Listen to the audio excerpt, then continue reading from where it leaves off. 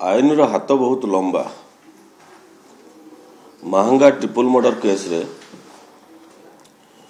जी मृतक से थिले सीनियर सिटीजन से परिवार न्याय भिक्षा कर सुप्रीम कोर्ट रे। कोर्ट सबु बेले तले पुलिस जो रिपोर्ट दे थाए जो चार्जसीट दे थाए से आधार रे कोर्ट ताकर न्याय दे था। तत्कालीन सरकार एवं तत्कालीन आईन मंत्री आईन रो गला बाट धरी एवं तत्कालीन जे पुलिस को तांको हिसाब रे रिपोर्ट प्रदान करिया फल आज ये अवस्था होता। प्रथमे पुलिस तांको 13 नंबर मुदाला होते पुलिस को कोर्टर सारव्यर शिकार होगा पड़ा।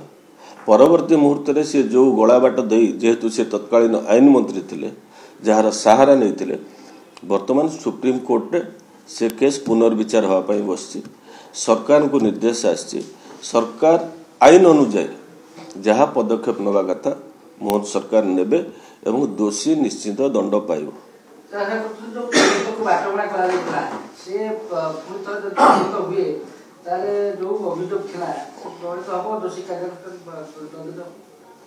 देखु ओडिशा पुलिस आम से देखी जहाँ एविडेंस थिला ताकू सब बड़े नष्ट करने कार्यरत थिला।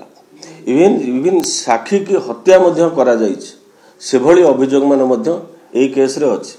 सेथिपई ए केस रो एते दृढ़ता अछि सुप्रीम कोर्ट पुनर्विचार करिया पई बाध्य होइछंती। गोटे केस रे निश्चिंत ए केस रो जो गंभीरता अछि ताकू सुप्रीम कोर्ट निश्चिंत विचार योग्य करिवे एवं आईन रो गला बाट देकी जो खसी जाउथिले तत्कालीन आईन मंत्री निश्चिंत एथरे दोषी साब्यस्त हेबे। विचित्र घटना देखिबा मिलला कि अभियुक्त ताकू मते परवर्ती ट्रस्ट पे हत्या करा जायला।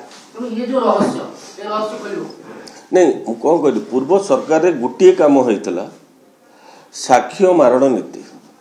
साक्षी सफा अभियान जो करथिले एक रे दोष करुथिले षडयंत्र रे लिप्त थिले एवं षडयंत्र को आउरी सिथुरु खसी जिया पई गभीर षडयंत्र मान सब करथिले।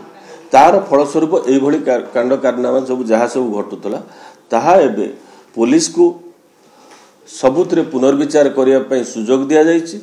पुलिस तार काम करिवो एवं निश्चित एमाने दंड पाइबे जो माने सब काम कर।